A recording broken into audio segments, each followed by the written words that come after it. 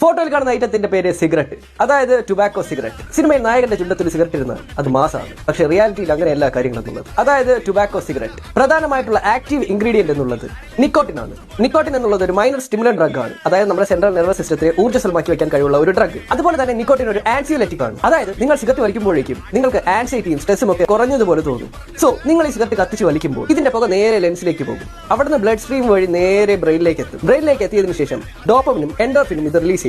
പെട്ടെന്ന് നിങ്ങൾക്ക് ഹാപ്പിനെസ് ഉണ്ടായതുപോലെ തോന്നും, താൽക്കാലികമായിട്ട് കുറച്ച് സ്ട്രെസ് ഒക്കെ കുറഞ്ഞെന്ന് തോന്നും, ടെൻഷൻ കുറഞ്ഞതുപോലെ തോന്നും. സിഗരറ്റ് കത്തിച്ച് വലിച്ച് ഒരു പഫ് അതിലെ നിക്കോട്ടിൻ നമ്മുടെ ബ്രെയിനിലേക്ക് എത്താൻ വേണ്ടിയിട്ട് ഏകദേശം സെക്കൻഡുകൾ മാത്രം മതി. നിങ്ങളെ കാത്തിരിക്കുന്നത് വളരെ വലിയ ആപത്തുകളാണ്. ഉറപ്പായിട്ടും നിങ്ങൾക്ക് ക്യാൻസർ വരാനുള്ള ചാൻസ് ഉണ്ട്. സൈക്കോളജിക്കലി നിങ്ങൾക്ക് ഡിപ്രഷനും ആൻസൈറ്റിയും ഉണ്ടാകും. ഇനി നിങ്ങൾ സിഗരറ്റ് വലിച്ചിട്ട് പുറത്തേക്ക് വിടുന്ന പുക, അതായത് സിഗരറ്റ് സ്മോക്ക്, ഇതൊരു അതിമാരകമായിട്ടുള്ള ഒരു എയർ പൊല്യൂട്ടന്റ് ആണ്.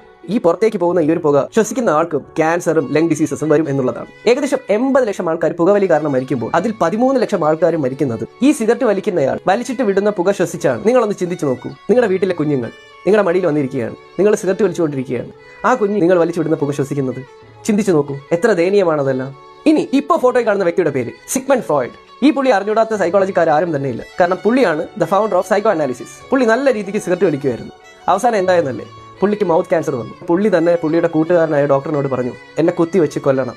അവസാനം പുള്ളിയെ മോർഫിൻ കുത്തി വെച്ച് കൊല്ലുകയാണ് ഉണ്ടായത്. So cigarette വലിക്കരുത്.